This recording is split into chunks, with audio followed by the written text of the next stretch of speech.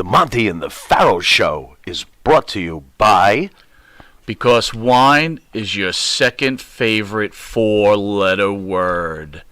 California wine, New York attitude. Good fucking wine. Yeah.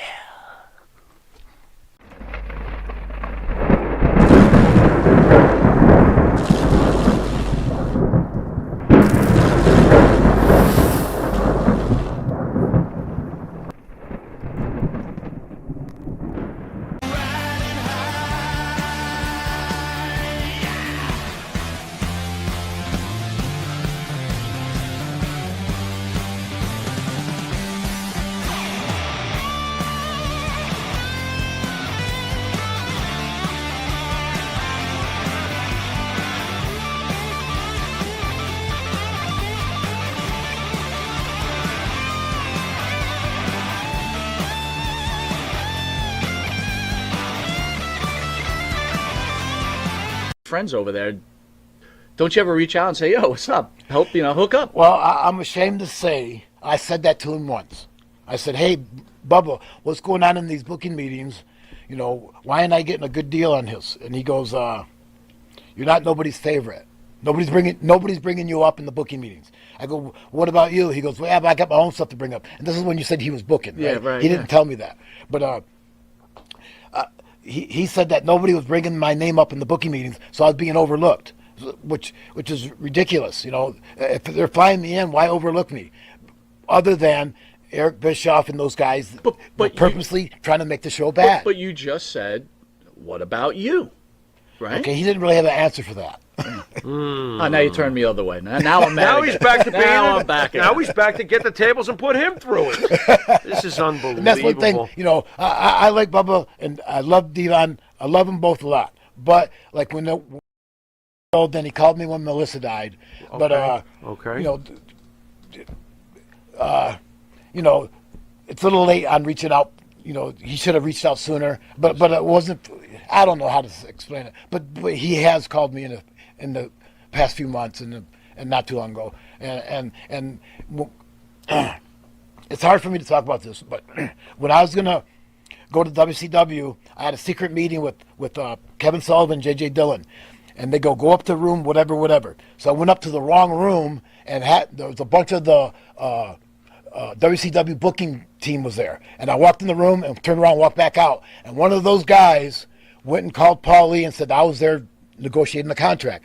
So when Kevin Sullivan and J.J. Dillon gave me this contract, it was for a lot of money, more money than I can imagine. And I was shitting myself. So I go, I got to take this back to my hotel room and read it. And Kevin goes, read it, just sign it. But really what I wanted.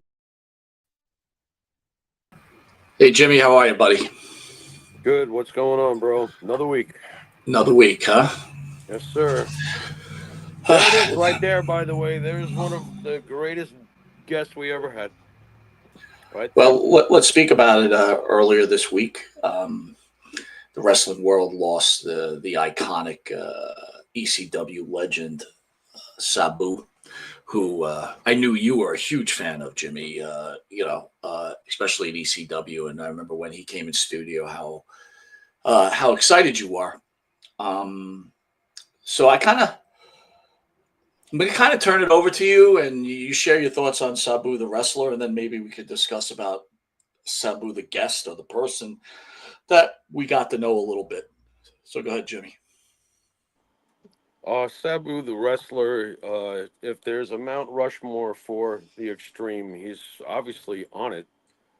I was explaining to Karen, who, of course, Wahoo McDaniel, we know what a tough guy he was and how physical his matches were and a lot of his counterparts' matches were back in his time. And I explained to her that if your name is not basically Mick Foley or Terry Funk, Sabu has no physical peer as to what he gave for the business and what he gave with his body for the business.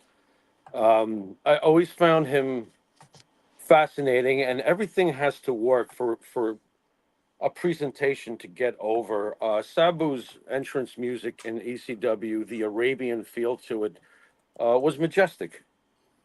Being the son of the Sheik and knowing what the Sheik was to this business when the Sheik was basically ECW decades and decades before, just like Abby was, Abdullah the Butcher, and the folks like that. Sabu's presentation was perfect. He was silent but deadly, and I loved it. He never really had to talk much in ECW. His facial expression said it all, especially when he had that magical team with Rob Van Dam. He was a Triple Crown winner there. But let it not be lost the things that Sabu did in other places. His TNA match with the Abyss is as far as classic hardcore matches that work, is legendary. He did great work in other places. Most people probably don't even realize, well, not only that he was the NWA heavyweight champion, I know it doesn't mean as much today, but he did hold the belt, but most people do realize that. Kind of blew my mind to see that in New Japan, Sabu was an IWGP Junior Heavyweight Champion, a belt that Tatsumi Fujinami held until he went on to bigger and greater things. Sabu did so much in this business and gave so much to this business. Recent events that have come during the week, Mike and I will cover, and I've got some pretty hardcore, and I meant to say hardcore, feelings about some of the things that have come out in the past few days. But as far as the wrestler goes, Mike, what he did for the business and what he was is one of the all-time greats that tell a great story when they do hardcore, not the stuff you see today. So I don't know if you found it interesting, the two clips that I took from our interview I did. with Sabu. Great job. Thank you. Yeah. Mm-hmm. So if anyone didn't catch why we clipped it like that, basically this. The first one had to do with Bubba Ray, who, Busted Open Radio did their little tribute. They had Sandman on. And, again, respecting the legacy of Sabu. And then the next clip was Paul Heyman. When Paul Heyman screws Sabu out of a WCW contract, right? So Sabu was supposed to sign a contract. He had a problem going on with his mother. Paul Heyman basically screws him over on the deal. There's discussion whether Heyman got a lawyer and he had Sabu under contract, and then back to the Bully Ray thing or the Bubba Ray thing. When it counted and the guy needed work and he needed money, you heard what Bubba Ray had to say to him, right? We heard what we've always heard in this business, Mike. Everybody looks out for number one. Correct? Yeah. It's the end game. I don't know, how do I personally feel about it? Fucking hate it. Hate hearing it. I'm sure you do too. Hate hearing it. Hate hearing that. When Sabu was coming in, you remember how, there's only been a few guests, maybe a handful, that when you give me the call and say, hey, guess who we got? And I hear that it's a Sabu, or in the past a New Jack, or somebody who had a loose cannon type, deal. The way you've read about them, from what you figure, you never know what you're going to get. And when Sabu came in, Sabu was one of the realest. That's got to be one of the realest interviews. Isn't that what we're after at the end of the day? We want people to be themselves, and Sabu is one of the realest people that we've ever come across, Mike. If I could share with everybody the behind the scenes of the deal.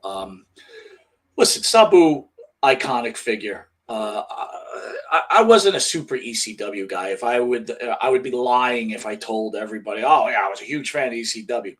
I was a fan of ECW because of my partner's passion for ECW. In fact, the background behind me is an official Monte The Pharaoh painting that was done on us, and it's with no surprise that behind me is Roddy Piper, and behind my partner is Rob Van Dam. There's the WWE sign, and there's also the ECW sign. So that shows you where Jimmy was coming from. So my passion for ECW, New Jack, who we had in studio, and our Sabu, our Bill Alfonso, the list is long, right? Sandman. I mean, Christ Almighty, Todd Gordon, who, we'll get into that in a second. But the point of the matter is, originally when this was happening, the passion I had was the passion that my partner was relaying to me about his love for that organization. and his love for this wrestler. So I only know what I read. I'm a fan, just like everybody else. And, like with New Jack, the guy's fucking crazy, right? That's what I'm thinking to myself, right? Yeah, of course. Comes in fresh off the passing of his girlfriend / wife. And, we hit with the hard Melissa. questions early, right? And Melissa Coates, yeah. doing that interview, I listened to this man answer questions. I honestly never, at that point, and since we were doing here, I never had met a wrestler who I felt was so brutally honest about everything that we were asking and answered everything without. Yeah. And most of them do, but with the whole Sabu thing, he won me over like a quarter of the way into the interview, the passion and how he let his raw emotion come out. And, and I'm sorry, maybe I'm just favorite. This show is my favorite show. You won't catch better interviews than Monte The Pharaoh, and Sabu's like a must watch. Yeah. But anyway, the biggest thing that I remember the whole thing was after it's all said and done, Sabu was emotionally drained from this interview. Jimmy and I stand up. He comes on stage just before we take pictures together. And we literally, I would say without exaggeration, we hugged for almost 2 minutes. No one said a word. The three of us just hugged. And when we lost him this week, whenever I would see him on documentaries or I'd see him on somebody else's show, I always remembered what a good man he was, the person that we met in studio. And when I used to hear some bad things about him or whatever else, this was certainly a guy who sacrificed his body for professional wrestling, sacrificed himself for ECW and Paul Heyman's vision, and sacrificed himself for his co-workers, his wrestling friends. And he certainly gained a lot of issues from that, let it be drug issues or emotional scarring, right? So this was a man that at some point was broken. And then, he lost his wife, girlfriend. And that certainly took his toll. And he had some financial difficulties, I'm assuming, at least from what he told us. And I was very saddened by it, Jimmy. I was very saddened by it. In fact, I felt that I wanted to run the cable version or New York cable version of that interview that night as a tribute to him, just for the fact that this is a guy who sacrificed himself for everybody and never got the respect he deserved. I think that he attained the respect that he deserved from the people who knew. I do think that if there is a Mount Rushmore for hardcore wrestling, he's on it. I think his legacy is safe. And you know what happens when you die suddenly and you die young? Watch this legend grow more, Mike. Watch it grow more. Did he ever get what he really deserved? Was he treated right behind the scenes at the major companies and get what he really deserved? No. Nope. And let me tell you, that day, I watched Sabu for years, just on a tiny TV in a small New York apartment. I watched him for years physically bleed. He didn't just bleed for the business and all those things you spoke of. He spiritually bled for two guys from New York, Mike, for 60 minutes. He spiritually bled all over the room. And this may sound macabre, but it was one of the most beautiful things I've ever experienced since we've been doing this show, Mike. Yeah. To throw a little lightness into it, and it's very, typical with me anyway. After that immense group hug and stuff, Sabu, we went outside, and he goes, "Do you got any weed?" And we smoked a bowl together. Sabu was a good guy, man. I mean, they say be careful when you meet your heroes. And look, I don't have too many, but in wrestling, and especially with ECW, he was one of them. He definitely didn't disappoint. I gotta say, Jimmy, with that ECW group, they have all been. They have like Yeah. Rob The Van best. Dam, Sabu, Shane. Bill Alfonso, The early days Shane with Shane Douglas, Douglas. My God, how often was he helping us, or talking with us and stuff in the early days? He was very supportive of us. Yeah, Sandman, Sandman, forget about it. Sandman's, oh my God, great. Francine, even though she hates me. Francine, Francine's great. Come on, she was lovely to you the next day. She wasn't like, "Ew, it's Monty." Stop. No, she was. She was. It was She Monty. Then was. she put on the face. Yeah, she Was didn't she like. What are really? you gonna do, dude? She shook her head at me like, you're an awesome dude, but She I can't loved you, believe you. bro. She She's like, loved I you. can't believe you drove though. She's like looking at me like, how are you here? And then of course there's Todd Gordon, and it's Oh, well, Todd is God. I don't want to make it about this dude, but the thing that's always Another bothered me, man. look, Van Dam got his flowers. He did well, Deserved it. right? He Guys like deserved it. Sandman, Oh, Gordon, oh, Sabu, Taz. Sabu. I know you're gonna tell me Taz. No, Taz is one of them. Trust me. Taz is one of them, Mike. Taz should have gotten more. Look, I'm not saying make him, but God, he should have gotten more. My God. Yeah, but he got his flowers, though. I mean, he was an announcer. Yeah, he did. I guess my whole point when is, you I debut just a guy, I'm sorry, Mikey, when you debut a good. guy, remember that great debut at Madison Square Garden? Oh, Where I do. Yes. He taps out Kurt Angle. He chokes him Yeah. out. Yeah. And it was believable. You got to give me that. It was believable, Yeah. And I'm like, so why would you? Okay, I'm done. You know where I'm going with this. Go ahead. You know where I'm going with this. Why pull the plug on it? Why not let him accomplish a few things? Because I think Vince looked at the picture and too said, short. "This guy's too short. And it's he's just right. not going to work." But it's still, if you can pull off that believability with a Kurt Angle, then keep him with the Kurt Angles. No?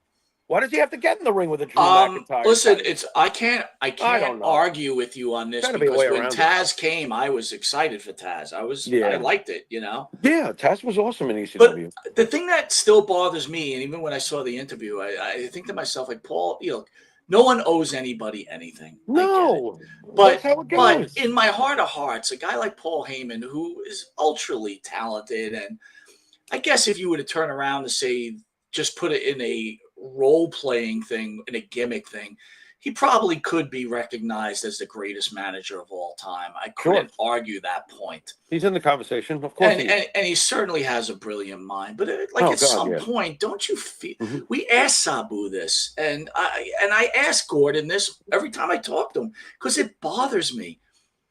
I always tell you there's origins to everything.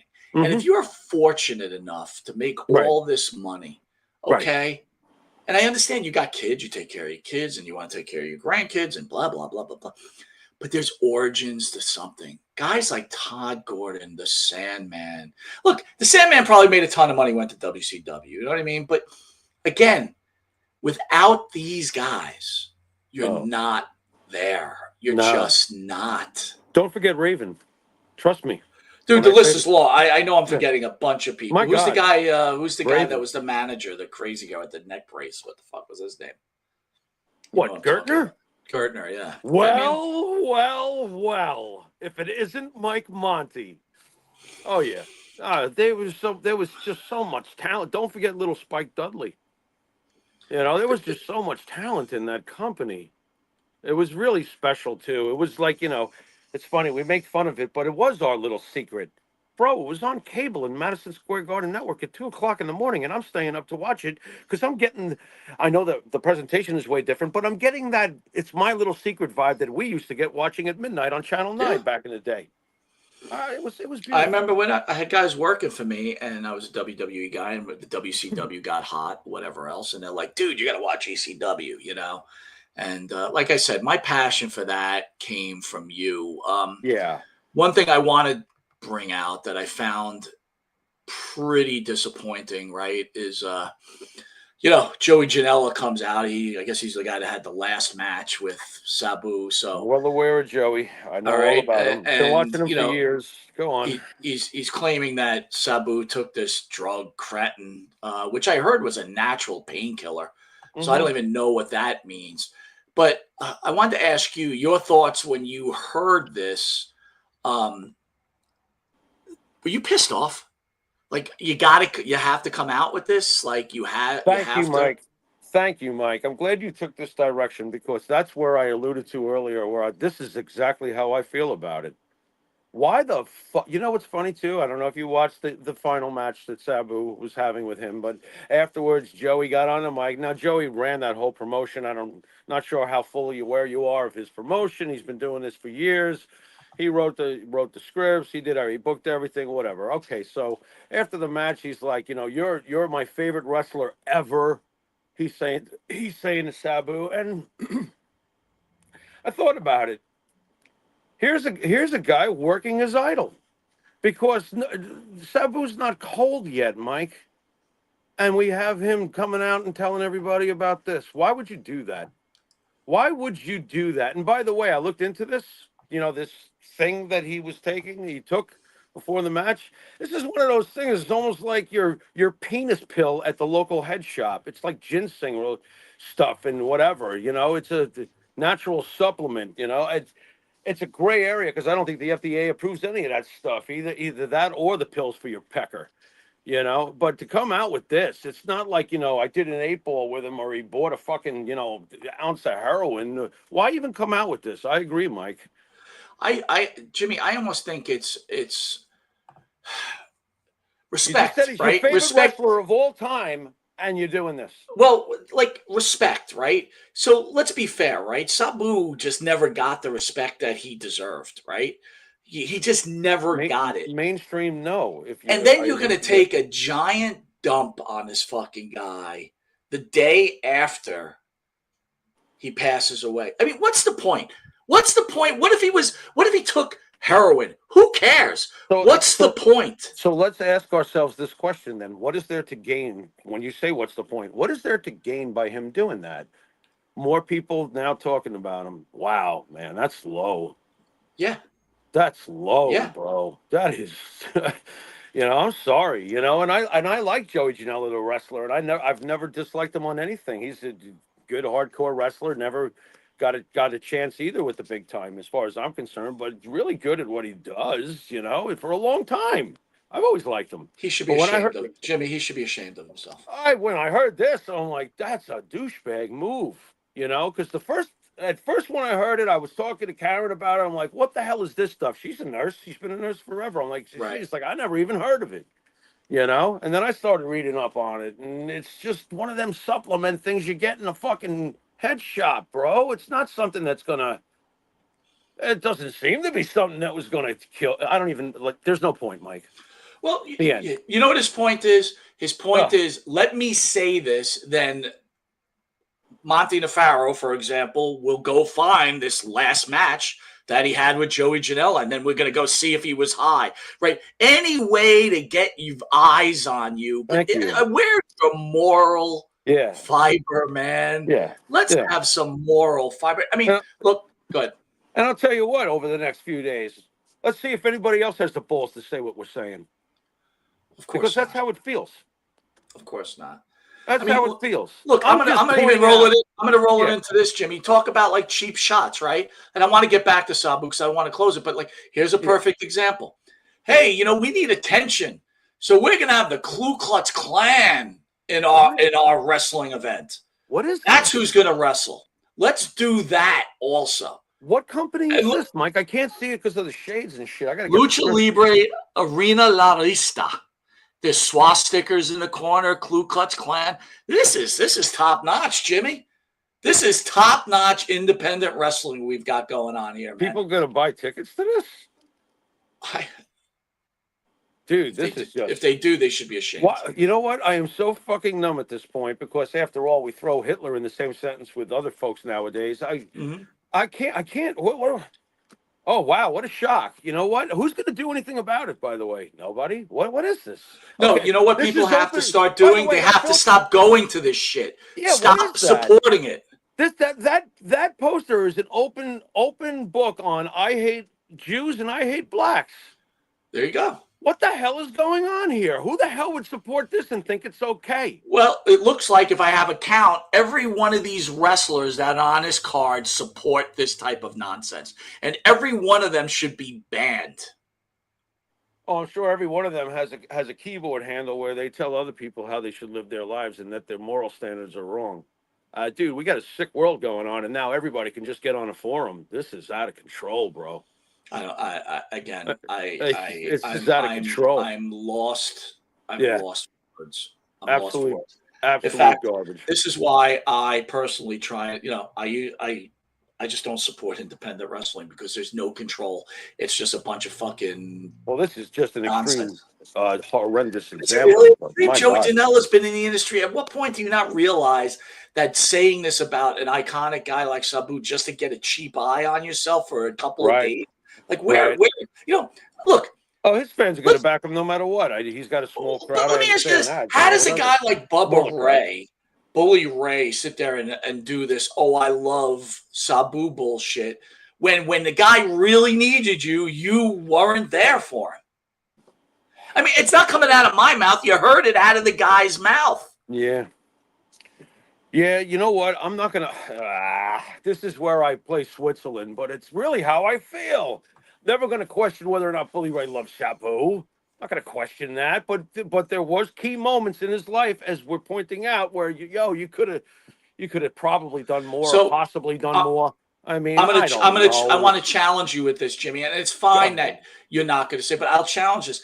At what point, words are words, actions are actions. Right, Okay, right. okay. So he loves Sabu. He does a tribute to him, but when the actions were needed, he was Well, nowhere to be found. you know what else I don't think helped Sabu's case? You know how he had the thing with Stephanie, right? Yeah. Yeah, I don't think that's helping his case at all. And I'm sure that the other co-workers were like, am I going to speak up for him after what happened with him? I'm just saying, man. I understand. There's no balls in the room if that's what you're trying to point out. And I get it though. I'm like, you know what I mean? His thing with Stephanie was not When Sabu's exactly. talking about Bully Ray, he's talking about TNA at that point. He wasn't a booker No, for I WWE. understand. TNA. There's no excuse. How's that sound, Mike? Can you go Well, with again, that? listen, I Come on. agree with you. I am sure that Tommy Dreamer, Bully Ray, they love Sabu. I am sure they did. But Of when course. push came to shove, they In took key care of moments. themselves, right? Yeah, in key moments for Sabu. That's the problem. And you know what else is the problem too? It's when you're in the penthouse, especially Heyman. Never mind Bully Ray. Right. When it comes to Heyman, when you're truly in the penthouse, which Heyman I do believe exists in and has existed in for many many years in this business. Vince McMahon trusted him and liked him implicitly. This is true. You know Mhm. what I mean? Like Paul is in well. Okay, how many people have truly been in well with Vince McMahon in his history? Pat Patterson, Gorilla Monsoon, maybe a few other names behind the curtain. Paul's one of them, right, Mike? When Yeah. you think about it. So how could Paul not at some point, with his plethora of tentacles to reach out to, whether it's Vince, whether it's Triple H, whoever it may be, to make the move to help Sabu? He could have done it. He had the That power. It's the Jimmy, level of power that makes that it is work. the point that I Yeah. think you're hitting it on the head. It's like at some point you could say, "Hey, look, Vince, no, you're not a fan, but you know what? I want this guy to make a little bit of scratch. Can you help me out here?" Yeah. Or how Yeah. about this? Let's talk about this, right? So we'll go back to Bully Ray for a second, okay? Okay. So he doesn't help Sabu, right? Time has passed. He didn't do it. But when he passes, you do a tribute to him, right? What is wrong with saying, guys, on a personal level, now that I look back, I blew it. I should have helped. Just like we said about Mario Mancini, right? It's like you Yeah. didn't do anything back Agreeing then, with you. but there's nothing wrong with asking for forgiveness, especially if you believe in God, right? And it's Right. like he didn't do anything wrong. Okay, he just took care of himself. But what I'm saying is that if it's not for a guy like Sabu, some of these people aren't making the money they made. That's all. Yeah. And maybe I'm out of line, Jimmy. Maybe if we had Sandman in right now, he'd say, "You don't know what the fuck you're talking about. Shut up." Yeah, that's possible too. It is. I know that all of them together helped make Paul Heyman. And if Paul Heyman is where he is today because of what they built in ECW, and of course Paul Heyman's the main brain frame, but without those cast of characters, like we've pointed out, this is not happening. So it really came down to Paul Heyman could have done more. I don't think that. Look, once ECW is established, of course they're all going to do what's best for themselves. And Bubba and Devon were going to be making it in the business no matter what. The Dudley Boys from first glance was one of those things that could just work in WWE right away. Sabu could have worked fine at WWE, but notice the elimination of, for the most part, over the years, it's gotten less and less, and now I can't think of any. Jinder might have been the last cultural character. We seem to be getting rid of them. And Sabu was definitely a cultural character, and what are we going to do with him? And Vince wants what Vince wants. Vince never looked at the hardcore thing as anything other than comedy when you think about it, except for Mick. Mick was taking main events. Can I put it a little bit in more layman's terms, Jimmy? Yeah. It's not like Sabu needed $1 million. Maybe someone could have paid his rent for a year. What is that, $12,000? Right. Paul Heyman, Bully Ray, they could have How shipped about $12,000. So are you suggesting over the years what should have been done anyway, probably, or like a Legends contract where they're taking care of them? I would think that if I was making the kind of scratch that a Paul Heyman is or a Bully Ray is, I would say, you know what, man? I know you're struggling. Yeah. What's your rent cost? I'm going to pay a year's rent. Try to get your shit back on. Yeah. Not saying, what? And you know what? You're right. And I'll tell you why you're right, and people are going, who would do that? I'll tell you who would do that, because I just read it, Mike. So it's awesome that you brought this up. Bill Parcells. I just read. Now, Bill Parcells is 80-something years old now. Bill Parcells has been out of the football for a long time, but he made a lot of money because he was one of the greatest coaches ever. Hard ass, but one of the greatest coaches ever. Turns out that over the past couple of decades, Bill Parcells has given over almost something like $20 million to his former players to help do the kinds of things you're talking about. Wow. So that gets back to, if you're in the penthouse, which Bill Parcells is in his profession, or Paul Heyman is in his profession. If you're in the penthouse, there were things you can do to help the folks that got you there. Jimmy, couldn't say it any better. And here's a fact. This dude's in the penthouse. Mm-hmm. How much has this guy done for wrestlers? As much as the wrestling experts want to claim that, he's a piece of shit, he has taken care of the guys who have gotten him to where he ended up being.